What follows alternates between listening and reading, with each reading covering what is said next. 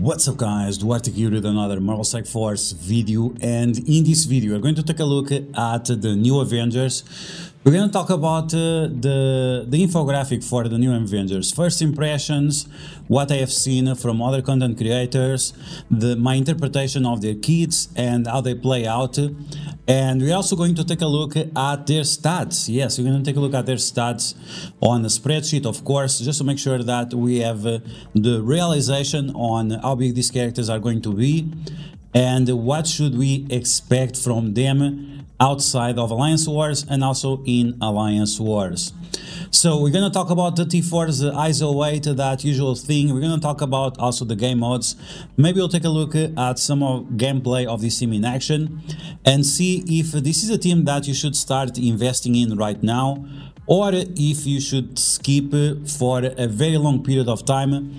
Because yes, it's true that this team is going to be required to unlock a legendary, but you have to remember that what you have, it's also probably what other people are going to have. And it's not necessary to get a 7 yellow stars legendary on the first pass, and it might be more beneficial to you to actually skip or don't over gear up a team and make sure that you save your resources so you actually invest where you need. And like I said, we don't know for sure what's going to be the second team. It might be Black Order, it might be some other team, and either way we have to figure out what you're going to do in the long run, right? So as always, if you like information on these videos, make sure you share it with your friends on Facebook and Discord. If you're new to my channel, make sure you subscribe for more Marvel Strike Force content and make sure you smash that like button. Okay, so the new Avengers, this is pretty much a war team and they are only good for that. The infographic, you can find it already on my Discord, link will be in the description. I heard that the link is not working, we'll try to fix that in the future. But one good thing about this team is that they do not require a lot of T4s, but all the T4s that they require, they are used in Alliance Wars. And other problem with this team, because this team was designed to be Alliance Wars defense and their best value is in Alliance Wars defense, then the ISO weight that you can use with the characters is very different if you are using them on defense or whether you're using them on offense. For example, Agent Coulson, on offense you can use him as a skirmisher. In defense you should use him as a raider. Why should you use him as a raider? Because the AI is controlling your game. If you don't know which character is going to have the vulnerability exactly, then you should make sure that the AI has all the targets with vulnerabilities, so you can use the striker ISO weight on a few characters. And this is why when you are using your characters, you have some ISO weight, and Alliance Wars defense characters have different ISO weight. It was the same thing, for example, for Weapon X, Wolverine, Sabretooth and Lady Deathstrike. You could use them as raiders on war defense, and on offense you can use some of those characters as strikers instead. Okay, so with that out of the way, with understanding why we have this selection, so Mockingbird, she attacks all targets, so she could be a raider or a healer because she does a lot of healing. Both of those options are valid on defense and on offense. Then Ronin, he could be used as a skirmisher because he has some problems with focus. We'll see that in the future when we have the full team available. And the thing, I have seen some people using the thing as a raider. Not a big fan of that. I think striker is going to be okay. And with the Tigre, she can be raider, she can be striker, she can be skirmisher. It's up to you to decide. Striker will increase her bleed damage, and the other ones are going to have other functions. In terms of gear, this team is quite expensive to gear up. All the characters require 3 sets of mini uniques, except Tigre, which is a bio character, but Coulson requires 4 sets of mini uniques, Mockingbird and Ronin 3 sets each, and then the Thing requires 5 sets of mini uniques. So yes, even that Tigre is cheaper, the Thing is just so expensive that he completely blows out of the water the price of this team in order to gear up. So right away, I should say that you should never, or at least for now or for a very long time, you should not build up this team to teal gear. You should keep these characters at gear tier 15. Because if you start investing teal gear on this team, it might compromise your progress in more important game modes like Arena and like Dark Dimension. In terms of the red stars for these characters, we don't need red stars on any character, to be honest. You can use all of these characters at 5 red, 5 yellow, 5 red, 7 yellow. It's gonna be fine. Most people get these characters at 4 4, 4 yellow, 4 red, and that's good enough. Honestly, you don't need this team to be super big, because their value is not there. This team got 3 reworks so far, and the team is hot garbage. This team is absolutely dog shit. And it's a shame, it's shameful on the developers to release a team like this. In the past, we had similar teams like this, like Underworld, that have their stats gated behind specific game modes. And characters like Taskmaster or Kingpin or even Nobu, you cannot use them in other game modes because their stats are so low. Because everything is related with Mr. Negative. But on this team, they made it 2 times worse. They made it 2 times worse because the stats that Mr. Negative gives, we have them split between Tigre with Mockingbird and with Coulson, and some of these stats only affect certain characters. Like, the gating on this team is so absolutely ridiculous. Like, this team, they just pull this team out of their asses or something to make us invest on it, because the team doesn't make any sense. The characters don't make a lot of sense. The buffs of the team, the health, the damage, and so on, they don't make any sense. And the team is okay. It's a decent team in Alliance Wars only, and that's it. Okay, so speaking of stats, let's take a look at the stats of this team. So you can see that Tigre is giving 50% max health. Let me see. Okay, let me maximize this so you guys see properly. So Tigre is giving 15% max health to the entire team. Tigre is giving 20% max health to the entire team. In war, by the way, in war, Mockingbird is giving 15% max health in all game modes. The Tigre ones are in war. The thing is giving armor in all game modes. The focus is in all game modes as well. But then we have 120% resistance in war only for shield characters. It's not for the entire team, it's just for shield characters.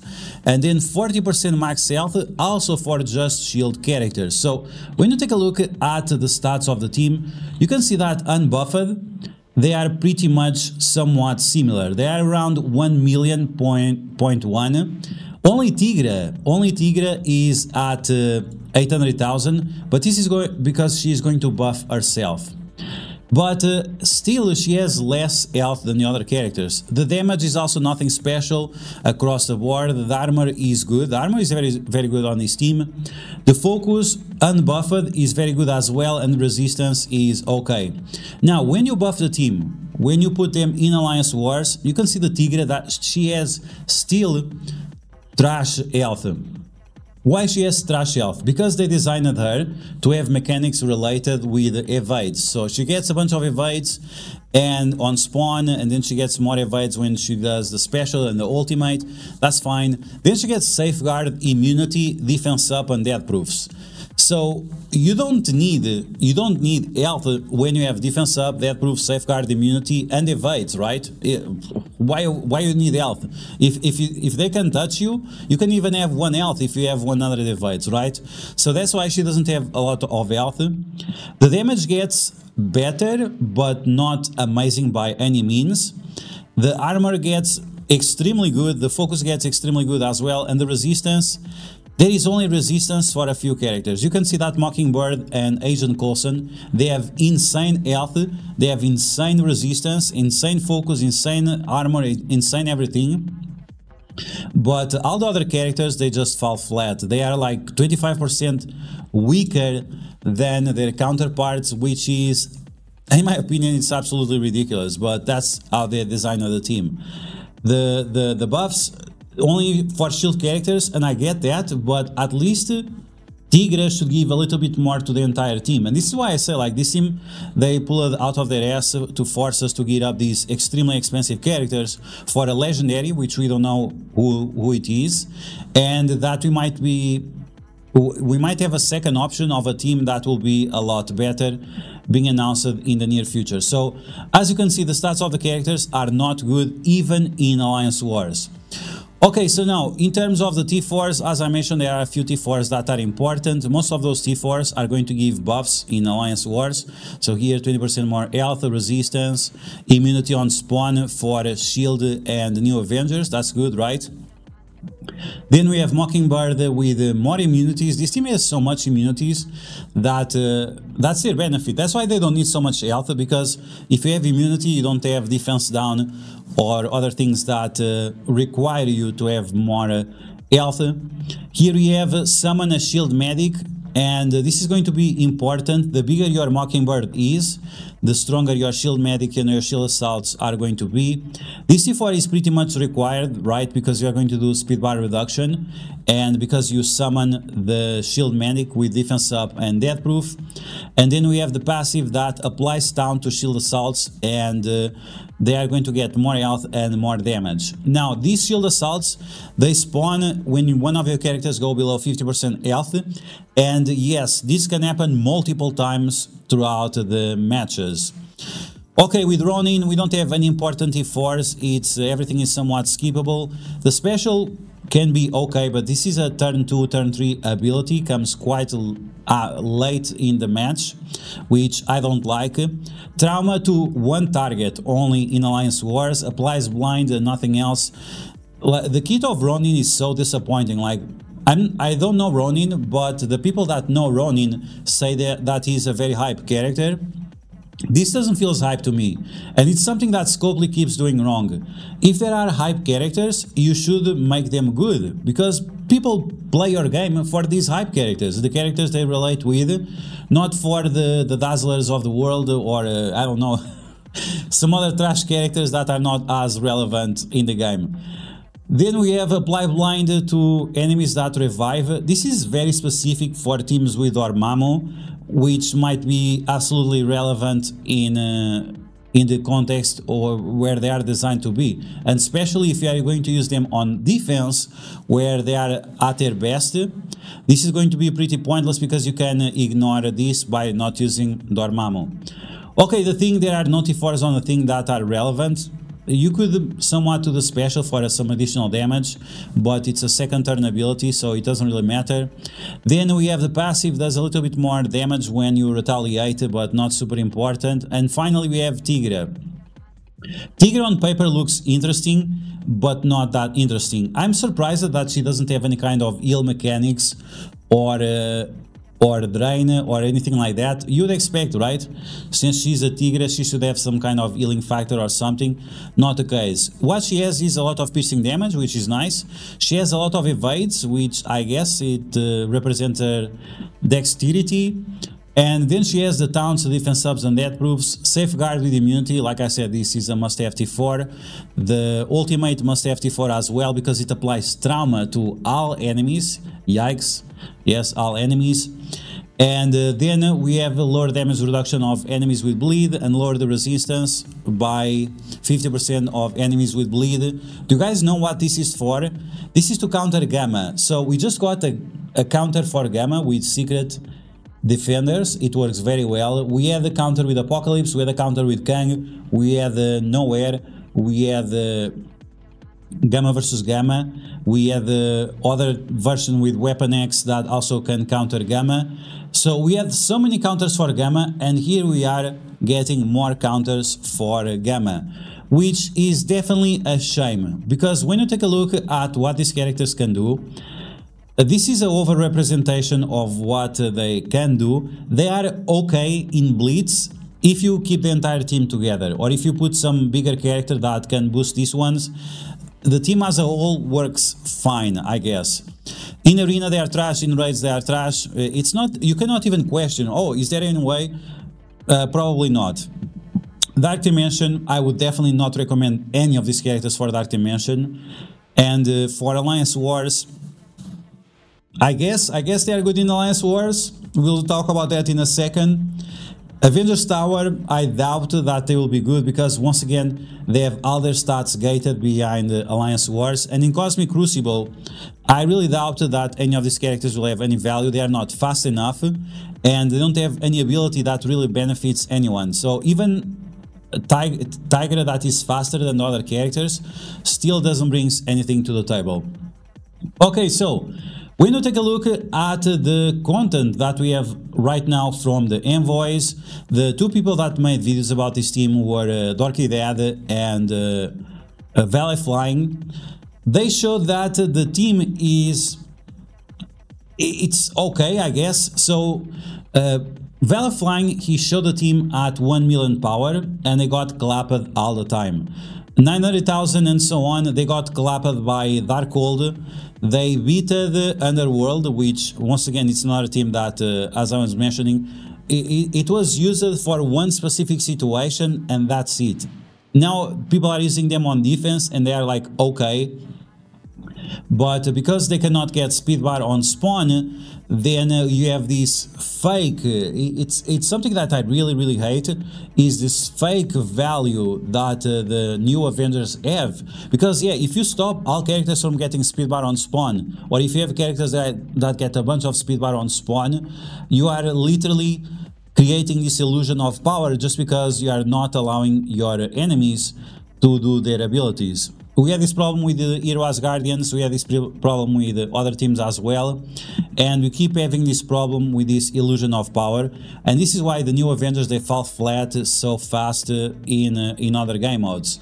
So yeah, nowhere they can beat the new Avengers. New Avengers can also beat nowhere, depending of the size of the team, of course. And both of them are required for a legendary, but I would say that because Nova already has a legendary, that it's more important to gear up your nowhere than gearing up your new Avengers. And we still don't know the second team, right? The second team can be a good team and allow us to avoid these nonsense of the new Avengers. With duarktikhq, he had super big new Avengers. They were quite strong, punching down with Secret Defenders and Quicksilver on them. They lost, of course, because the new Avengers are so strong, but let's be honest, there were a few misplays there that I would not have done myself. For example, duarktikhq used the special of Black Cat on a character with evade and immunity and safeguard, so it was unnecessary to do that. But he tried against different teams and they worked sometimes, most of the times. They work against nowhere, they work okay against Gamma. They are made to counter Gamma, so they had to work definitely against Gamma. But that's pretty much it. So, from the experience of Valley Flying, the team is okay, maybe below average, and this is where we should focus on, is that for most people this team is going to be average at best, because we are not going to build this team to the 1 million plus 1.5 million or anything like that, because the team just doesn't have any value outside of Alliance Wars, and this is something that you should definitely keep in mind. So behind the gated stats, behind the gated abilities in Alliance Wars, the questionable ISO weight, the setting up of the team and all these things, this is definitely a team that you should, as much as possible, avoid to build unless it's really the best team for us to use. But otherwise, I would say to wait for whichever comes next and then decide, is the next legendary going to be so important that you cannot wait 3 months to get the next yellow star? Or do you really need it right now? Because if the next legendary is not that important, or if it works fine at low yellow stars, well, you don't have to worry about. But yeah, guys, that's going to be the video. I hope you guys enjoy it. If you want, make sure you check out the experience of Valley Flying with this team and check out duarktikhq and see how they perform. And once again, in my opinion, there were a lot of misplays there, and overall I think the team is quite underwhelming, so I'm not going to give up, but it's your account, you guys do whatever you want. And as always, if you like the information on these videos, make sure you share it with your friends on Facebook and Discord. If you're new to my channel, make sure you subscribe for more Mouse Force content, and I will catch you guys later.